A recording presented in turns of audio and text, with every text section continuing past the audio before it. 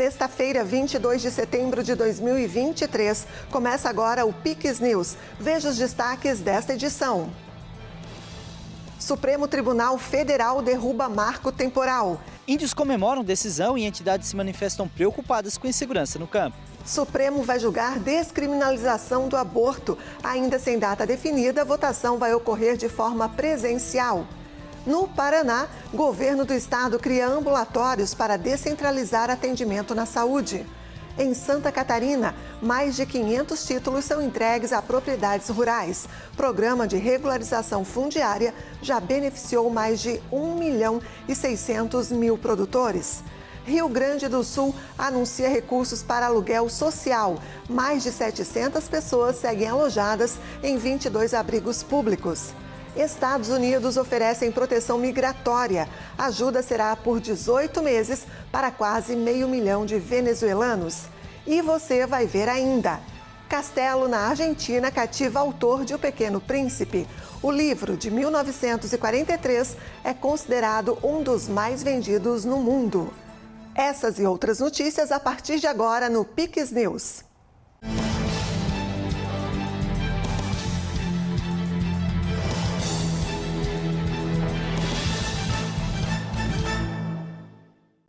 Olá, muito obrigada pela companhia. Nós estamos ao vivo agora 8h12. Proprietários de áreas rurais de Biguaçu, na Grande Florianópolis, receberam mais de 500 documentos de titulação das terras do interior do município. A ação faz parte do programa Terra Legal. Implantado em 2019, o Programa de Regularização e Legalização Fundiário Terra Legal de Santa Catarina já entregou mais de 1.600.000 documentos de titulações de imóveis rurais. Só este ano foram mais de 7.000. Ontem, em Biguaçu, município da Grande Florianópolis, foram 512 títulos de propriedades rurais entregues. Nós temos hoje em Santa Catarina em torno de 580.000 propriedades cadastradas no Cadastro Ambiental Rural. E nós precisamos regularizar. O que é regularizar? Você ter o georreferenciamento, a medição por satélite de todas as propriedades. Então, até o final do ano que vem, nós temos que ter 100% das nossas propriedades cadastradas, georreferenciadas. Para quê? Para que o agricultor possa, sim, ser incluído na questão bancária de financiamento, fazer escritura, de poder pegar os programas do governo para poder atuar e ter acesso, e com isso ele precisa estar regularizado. O programa disponibiliza aos proprietários das terras o georreferenciamento necessário para que os produtores regularizem os imóveis rurais. Assim, eles passam a ter acesso às políticas públicas estadual e federal, além de contar com a segurança jurídica que um documento desse porte proporciona. Primeiro que ele não tem mais a pressão de ele ter que fazer a contratação do georreferenciamento por um terceiro, uma empresa qualificada e certificada para isso, né? E ter um custo que geralmente fica na faixa de 6 a 8 mil reais uma propriedade fazer só o georreferenciamento. Além da parte legal da terra, você também agrega as políticas públicas do Estado. É dignidade, é o reconhecimento do suor de muitos catarinenses que trabalham sol a sol, mas não tem a titulação da sua propriedade. Você entregar, isso é autoestima, isso é valorização, isso é dizer para ele que ele é brasileiro, que ele é catarinense, que ele pode ter acesso à linha de crédito, ele pode ter outras políticas sociais que o ajudem, manter a propriedade, que ele produza mais, acesso a financiamento, acesso ao Pronamp. Seu Elcio aguardava com ansiedade o dia que teria as terras regularizadas. Para ele, a iniciativa representa um avanço para a região, que ainda precisa de muitos cuidados. As terras, elas produtivas e não produtivas, têm um dono, né? E a gente se sente muito contente em saber que hoje a gente tem um papel na mão, né? E segurança que serve para a família toda, né? Então, para a gente é uma honra, né? Temos muito a agradecer e espero que venha coisas melhores para a turma da agricultura aqui, que precisa, né? Que é uma turma meio sofrida, né? Falta estrada, falta luz, principalmente a luz no nosso interior é um problema muito sério, a luz, sabe? Então, eu espero que agora foi dado um passo para nós, né? Foi dado um passo para a gente continuar a nossa caminhada, né? O estado do Paraná está implantando um projeto de descentralização no atendimento na área da saúde. No Norte Pioneiro, um ambulatório vai atender 22 municípios da região. A obra está na fase inicial. O novo espaço terá 37 consultórios e 10 salas de exames. O governo do estado está construindo em parceria com os municípios. O valor da obra é de R$ 23 milhões, com mais de 95% do governo do estado e o restante, pouco mais de 460 mil, contrapartida dos municípios. O governo paranaense está construindo unidades como essa, chamadas de Ambulatório Médico de Especialidades, AME, em outras 12 regiões. Uma forma de descentralizar o atendimento em saúde. Um projeto muito importante. Jacarezinho vai ser a central de atendimento de todas as especialidades aqui do Norte Pioneiro. Esse é um programa que nós estamos fazendo no Paraná, que é o AME, que é o Ambulatório Médico de Especialidades, fazer com que a saúde possa ficar mais perto das pessoas, né? Ortopedista, cardiologista, oftalmologista, tantos outras especialidades, para justamente evitar aquele que a gente chama do turismo da ambulância, né? Que a pessoa às vezes tem que dar 150, 200, até mais que isso às vezes, para poder fazer uma consulta com o especialista. O julgamento sobre a descriminalização do aborto será realizado de forma presencial no Supremo Tribunal Federal. A princípio, a análise seria realizada no plenário virtual da Corte. A ministra Rosa Weber, que preside o STF, foi a única dos 11 integrantes da Corte a votar. Weber pautou inicialmente o julgamento no plenário virtual, onde os ministros depositam votos eletronicamente, pois não haveria tempo hábil de julgar o caso no plenário físico antes da aposentadoria dela, no próximo dia 2 de outubro, quando a ministra completa 75 anos e será aposentada compulsoriamente. Após o voto favorável da ministra pela descriminalização do aborto até a 12ª semana de gestação, o ministro Luiz Roberto Barroso pediu a suspensão da votação virtual. Barroso irá assumir a presidência do STF após a saída de Weber e cabe a ele definir a nova data para reiniciar o julgamento da pauta, que agora será de forma presencial. Mesmo assim, o voto computado continua valendo. A análise do caso no Supremo é motivada por uma ação protocolada pelo PSOL em 2017. O partido defende que a interrupção da gravidez até a 12ª semana deixe de ser considerada crime. A legenda alega que a criminalização afeta a dignidade da pessoa humana e prejudica principalmente mulheres negras e pobres. Atualmente, a legislação brasileira permite o aborto em casos de estupro, risco à vida da gestante ou no caso de fetos anencéfalos. Voltamos a falar sobre o ciclone que assolou o Rio Grande do Sul no início de setembro, deixando milhares de desabrigados e que pode estar chegando a uma definição quanto à ajuda de custo que será repassada para alguns moradores. No gabinete de crise montado no município de Encantado, o vice-governador se reuniu com prefeitos da região para debater os últimos detalhes. O aluguel social é o carro-chefe entre os principais planos lançados pelos governantes gaúchos para diminuir quanto antes os graves problemas habitacionais gerados pelas enchentes no Vale do Taquari.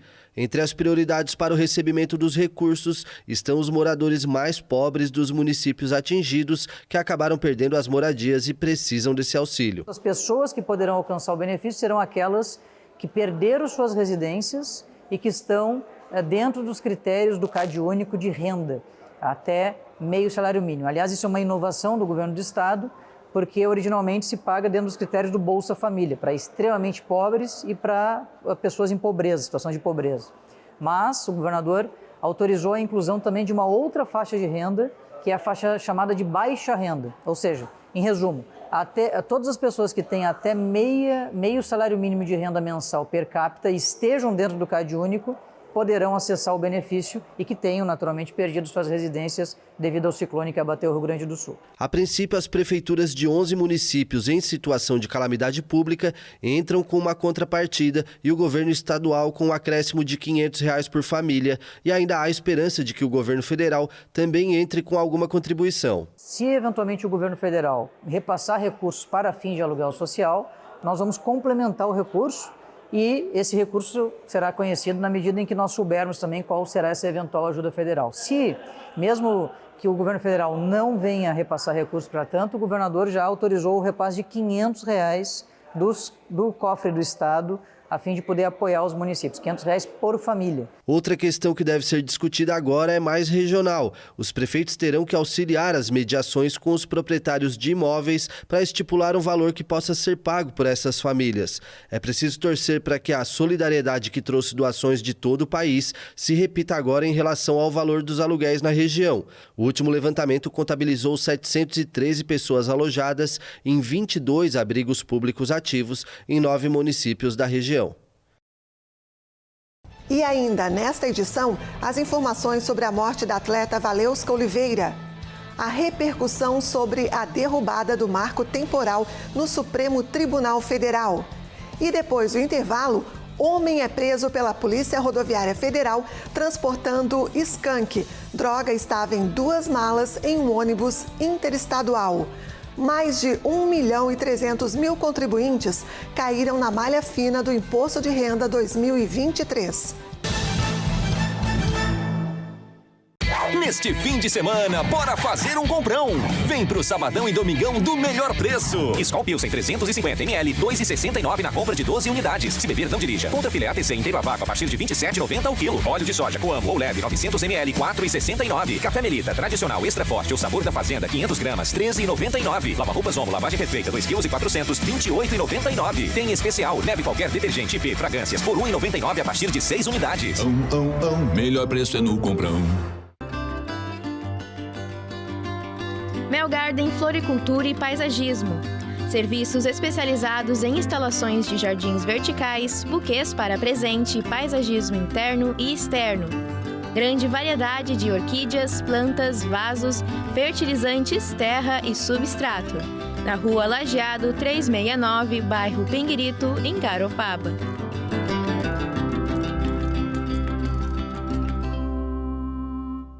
Já pensou em estar em um lugar assim? É que visitar minha morada é viver um sonho acordado. E agora ficou mais fácil para ti me conhecer. Curta Garopaba na palma da sua mão. Mais que um aplicativo, um guia turístico de tudo que você pode fazer aqui. Tem praias, trilhas e calendário de eventos. Além do turismo cultural com boas histórias. Uma verdadeira viagem pelas minhas memórias. Isso tudo sabendo se tá quente, se tá frio, com a previsão do tempo. E até notícias, informações do horário de ônibus e de telefones importantes. Baixe agora mesmo, monte seu roteiro e curta Garopaba na palma da sua mão.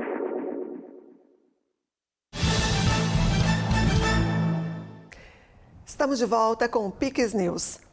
Em Sombrio, município do sul de Santa Catarina, a Polícia Rodoviária Federal, durante uma vistoria de rotina, flagrou uma grande quantidade de maconha em um ônibus de viagem. No início da tarde desta sexta-feira, agentes da PRF localizaram quase 7 quilos de skunk em um ônibus de viagem que fazia a linha entre Porto Alegre e Florianópolis. A droga também é conhecida como super maconha por ser até 10 vezes mais potente do que a maconha comum. O passageiro responsável pela encomenda, um gaúcho de 25 anos, disse que estava sendo pago para levar o carregamento desde a fronteira com o Uruguai até a capital catarinense. Entre os sacos contendo o produto, o suspeito espalhou pó de café para tentar disfarçar o cheiro, mas mesmo assim os policiais sentiram o odor característico e efetuaram a revista. Ele foi conduzido até a Delegacia de Polícia de Araranguá e segue à disposição da Justiça. A Secretaria da Receita Federal informou nesta sexta-feira que mais de 1,3 milhão de contribuintes caíram na malha fina do Imposto de Renda 2023. Ao todo, segundo o Fisco, foram entregues aproximadamente 43.500 declarações até setembro. Das restituições em malha fina, cerca de 70% do total das declarações tem imposto a restituir. 28% do total em malha tem imposto a pagar e 2% têm saldo zero. Segundo a Receita, 58% das retenções estão relacionadas com deduções da base de cálculo, com as despesas médicas sendo o principal motivo. Também, a partir desta sexta-feira, os contribuintes podem consultar o quinto e último lote do Imposto de Renda 2023. Ao realizarem o procedimento, é possível verificar se caíram na malha fina ou não. Mais informações na página da Receita na internet gov.br/Receita Federal. E o programa de status de proteção temporária do governo de Joe Biden foi prorrogado. Há 18 meses, os Estados Unidos vão oferecer ajuda migratória para quase 500 milhões de venezuelanos que chegaram ao país antes do dia 31 de julho. Os Estados Unidos vão oferecer ajuda migratória a quase 500 mil de venezuelanos por 18 meses. O governo de Joe Biden prolongou o status de proteção temporária, conhecido como TPS. O programa autoriza residência e trabalho para os cidadãos da Venezuela que entraram no território estadunidense antes de 31 de julho de 2023. O Departamento de Segurança dos Estados Unidos afirmou que existem mais de 240 mil beneficiários de amparo sob a designação existente. Com a nova medida, cerca de 472 mil venezuelanos adicionais poderão fazer a solicitação. De acordo com o governo norte-americano, a decisão foi feita devido à crescente instabilidade e falta de segurança na Venezuela. Nesta nova designação, os solicitantes devem comprovar que são cidadãos venezuelanos ou pessoas sem nacionalidade com a última residência na Venezuela.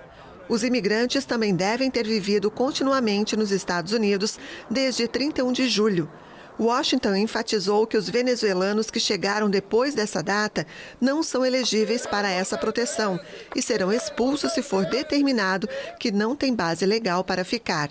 O TPS foi estabelecido pelo Congresso para estrangeiros que não podem retornar com segurança ao seu país devido a desastres naturais, conflitos armados ou outras condições extraordinárias. O governo está sob pressão há semanas, principalmente em cidades como Nova York, onde mais de 100 mil requerentes de asilo chegaram desde abril do ano passado. O Papa Francisco chegou nesta sexta-feira em Marsella, na França, onde vai participar do encerramento dos Encontros do Mediterrâneo. A turnê tem o objetivo de tratar a questão da migração. Várias pessoas arriscam as vidas ao atravessar a rota considerada a mais perigosa do mundo. O Papa Francisco chegou em Marsella, no sudoeste da França, para uma viagem com foco em alertar sobre o drama dos migrantes no Mediterrâneo, em um momento de debate na Europa sobre a recepção dos refugiados. O Santo Padre foi recebido pela primeira-ministra Elisabeth Borne e 4 crianças vestidas com trajes tradicionais. A rota do Mediterrâneo, que o pontífice chamou de cemitério, é considerada a mais perigosa do mundo e os migrantes são uma prioridade de Francisco, que expressa com frequência a dor pelas tragédias que afetam essas pessoas. Mais de 28 mil desapareceram nas águas deste mar desde 2014 durante as tentativas de chegar ao continente europeu a partir da África. A viagem é muito aguardada pelos migrantes e pelas associações que os socorrem no mar, como a ONG SOS Méditerranée, que espera palavras fortes do Papa e que as declarações tenham peso no debate atual. E o corpo de Fernando Botero chegou a Bogotá em um avião vindo da França para iniciar uma semana de homenagens dos compatriotas ao artista colombiano mais famoso no mundo.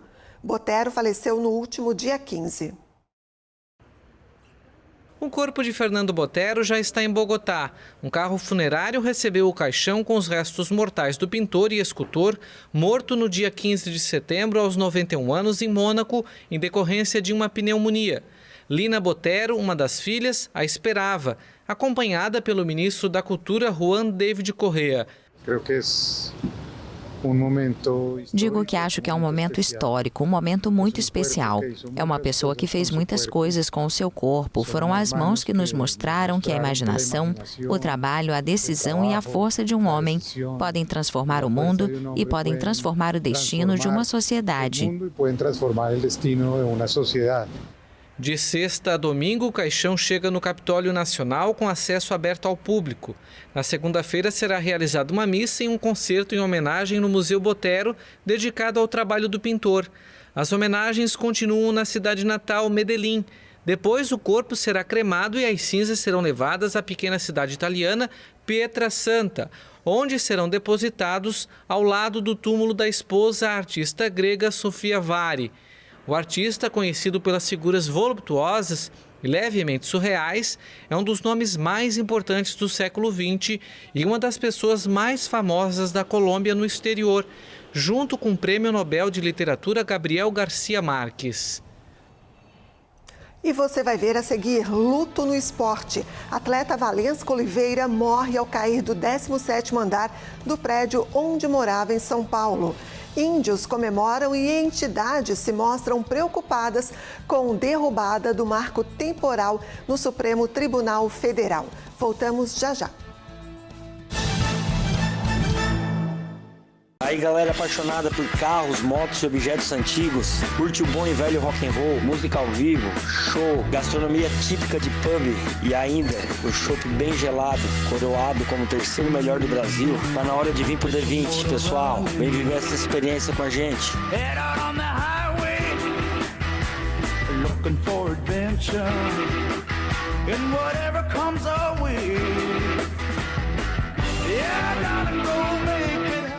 Somos a JJ Hotels Group. Com uma equipe especializada, vamos ajudar o seu hotel ou pousada a crescer nas vendas. Cuidamos de toda a parte de marketing e central de reservas, para que o seu hóspede tenha um atendimento privilegiado e a atenção que ele merece. Além de uma experiência de 10 anos no mercado, contamos com os melhores sistemas para o controle da sua hospedagem. Você se preocupa em receber os seus hóspedes, nós nos preocupamos em levar eles até você. O governo acaba de lançar o programa Estrada Boa. Serão 1.500 quilômetros de estradas recuperadas e pavimentadas em um investimento de mais de 2 bilhões de reais. Mais de 200 municípios serão beneficiados com obras em 600 locais. É muita obra. Com isso, teremos mais segurança nas estradas, menos custo de transporte, além de milhares de novos empregos. Programa Estrada Boa é a nossa infraestrutura levada a sério. Governo de Santa Catarina. Estamos de volta. A gente atualiza agora as informações sobre a morte da atleta Valesca Oliveira. Ela morreu ao cair de um prédio. O repórter Vinícius Pacheco tem mais informações. Boa noite, Vini. Olá, boa noite, Andréia. O esporte brasileiro perde uma das suas maiores estrelas. Valesca Oliveira, a eterna naval, faleceu em São Paulo aos 43 anos. Ela morreu por volta das 18 horas no prédio onde morava com o marido, no bairro Bela Vista, na capital paulista. Segundo o boletim de ocorrência, ela sofreu uma queda do 17º andar do prédio e a Polícia Civil trabalha com a hipótese que ela tenha tirado a própria vida. Ricardo Alexandre Mendes, marido da ex-atleta, relatou que eles estavam juntos há 20 anos, mas que estavam enfrentando problemas no relacionamento. Valesca conquistou o ouro com a seleção brasileira feminina nas Olimpíadas de Pequim em 2008. Estava aposentada desde 2022, quando encerrou a carreira no Praia Clube. A ex-jogadora também se destacou nos Jogos de Sydney em 2000, quando ganhou o bronze, e disputou as Olimpíadas de Atenas em 2004. No início do ano, a ex-atleta lançou uma biografia intitulada De Outras Redes, na qual narrou a sua trajetória até as quadras. Ela também fez um documentário, O Último Ato. São essas as informações, Andréia. Eu volto contigo no estúdio. Obrigada, Vini. E encerrou ontem um dos maiores julgamentos da história do Supremo Tribunal Federal. 11 sessões, os ministros do STF decidiram por rejeitar tese do marco temporal para a demarcação de terras indígenas. Por 9 votos a 2, os ministros do STF decidiram que a data de promulgação da Constituição Federal, em 1988, não pode ser utilizada para definir a ocupação tradicional de terras indígenas. Apenas os ministros Nunes Marques e André Mendonça votaram contra o relator Gilmar Mendes. Com este resultado, o plenário fixará a tese que servirá de parâmetro para a resolução de mais de 200 casos semelhantes que estão suspensos à espera dessa definição. Isso é reconhecido aos índios, sua organização social, costumes e as terras que tradicionalmente ocupam. Então, no momento da propositura da ação, quem ocupava a terra? Os índios. Indígenas que acompanharam a votação em Brasília comemoraram a decisão com música, dança e muita emoção. Para eles, o julgamento era considerado chave para o futuro das terras ancestrais, que são vistas como uma barreira importante contra o desmatamento. Segundo a ONG Instituto Socioambiental, a tese do marco temporal ameaçava quase 1/3 das mais de 700 reservas indígenas já demarcadas no país, a maioria na Amazônia. A demarcação garante a estes povos o direito de ocupar as terras ancestrais, bem como o uso exclusivo dos recursos naturais. Então, para a gente hoje derrotar o marco temporal é garantir que a história do país tem sim os povos indígenas nela e reconhecer os seus territórios é mais do que direito, é histórico e fundamental ter um reconhecimento. Então, para a gente, esse momento de hoje é muito importante, é uma vitória do movimento indígena. Estou feliz demais, porque hoje o povo Xoclém está tendo realmente o seu direito reconhecido. O povo Xoclém está garantindo a terra para os seus meninos. E o marco temporal, que não deveria nem estar em votação, está liquidado. A nossa terra indígena está salva. O ministro Gilmar Mendes também afastou em voto a tese do marco temporal, desde que assegurada a indenização aos ocupantes de boa-fé, inclusive quanto à terra nua. Para o presidente da Frente Parlamentar da Agropecuária na Câmara, deputado Pedro Lupion, os atuais donos destas terras não poderão ser prejudicados. Para resolver essa situação, nós vamos dar encaminhamento à PEC do senador Irã Gonçalves, que está no Senado, que prevê o marco temporal, e também a PEC do então senador Paulo Bauer, de Santa Catarina, relatado pelo deputado Alceu Moreira, que está na Câmara dos Deputados, que prevê a justa indenização prévia para os produtores que possam vir a ser desapropriados. Então é o mínimo que nós podemos fazer, além de, obviamente, continuar com o projeto que já está na CCJ, que põe as condicionantes que foram elencadas pelo próprio Supremo Tribunal Federal na demarcação da Raposa Serra do Sol.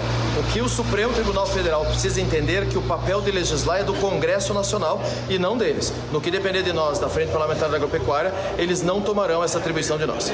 A Confederação da Agricultura e Pecuária do Brasil observa com preocupação esta decisão. Para eles, o resultado pode criar uma insegurança jurídica no campo. Porque nós não teremos um padrão, um objetivo que possa identificar o que será ou não uma terra tradicionalmente ocupada por índios.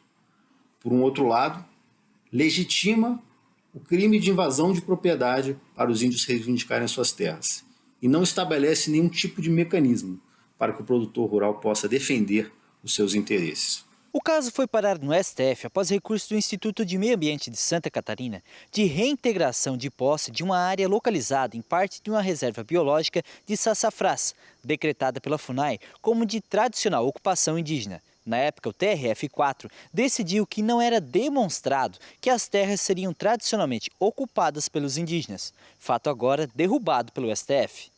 A Federação de Agricultura e Pecuária de Santa Catarina se manifestou em nota. No texto, a FAESC diz temer a volta de um passado recente em que processos de demarcação de terras indígenas em território Barriga Verde geravam muita angústia, tensão, medo e revolta entre centenas de famílias rurais, que ao final viam-se desalojadas dos imóveis rurais legalmente adquiridos e pacificamente ocupados.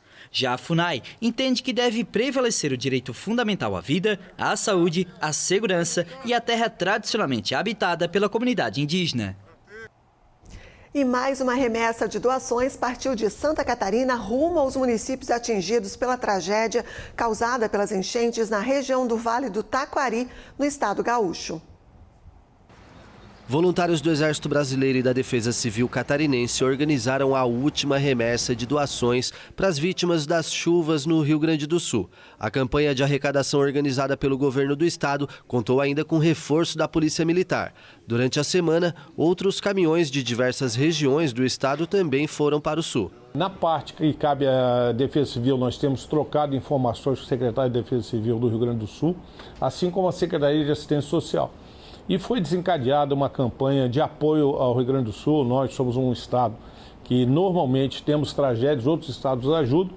Então o governo de Santa Catarina determinou a criação de uma campanha de apoio ao Rio Grande do Sul. Todas as doações foram coletadas nas cidades de Joinville, Criciúma, Mafra, Jaraguá do Sul, Itajaí, Rio do Sul, Concórdia, Joaçaba, Curitibanos, Lages, Rio Negrinho e São Bento do Sul.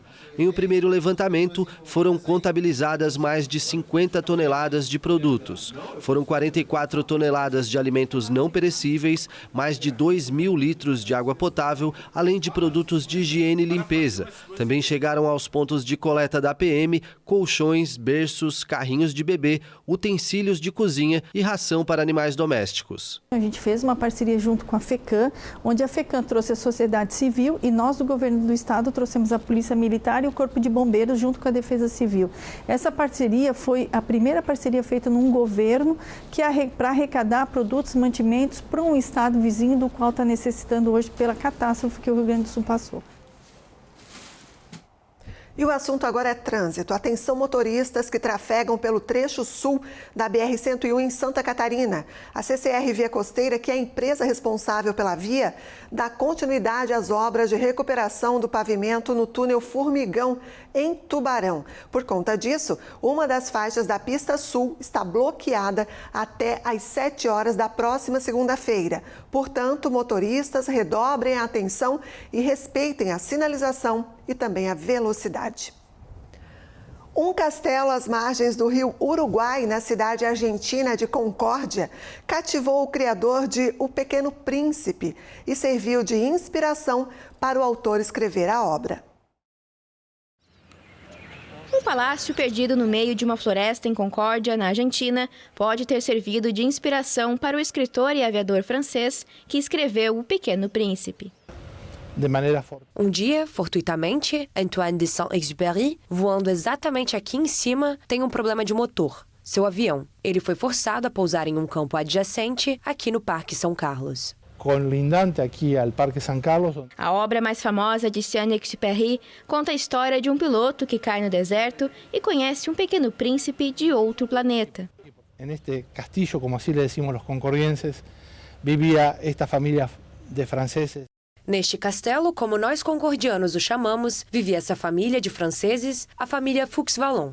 Duas meninas que moravam aqui o encontraram quando ele tem aquele acidente e falam com ele em sua língua nativa, que foi uma novidade para ele.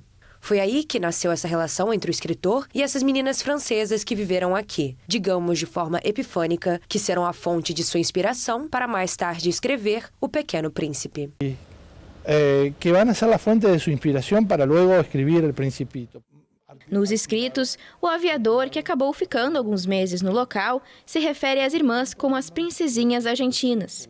O autor fala da raposa domesticada que as meninas tinham, das cobras e também das paineiras, árvores da família dos baobás, que são vistas na região e aparecem no livro. A selva, o rio, o rumor do rio quando está abaixo. A selva, o rio, o murmúrio do rio quando está baixo, nossa proximidade com o Uruguai e esse conto de sonhos é a ideia perfeita para poder contar uma história de amor, uma história que nos conecte com o universal, como é O Pequeno Príncipe, não é verdade? Com o universal, como é El Principito, não é certo? Publicado em 1943, O Pequeno Príncipe tem sido traduzido em centenas de idiomas e é considerado um dos livros mais vendidos de todos os tempos. Depois de décadas de saques e abandono e de um incêndio em 1938, o que restou do palácio foi recuperado em 2014 pela Prefeitura de Concórdia. Transformado em museu, agora o Pequeno Príncipe, de pé em seu famoso asteroide icônico, reina sobre o parque. Inspirador mesmo, né? E essa edição do Pix News fica por aqui. Logo mais, às 10 da noite, tem muita diversão com o clássico Espiões por Acaso no Cine Pix. Imperdível. A gente se encontra amanhã na edição especial de sábado do Pix News. Mais notícias também no nosso site pixtv.com.br. Boa noite. Pix TV é conteúdo todo dia.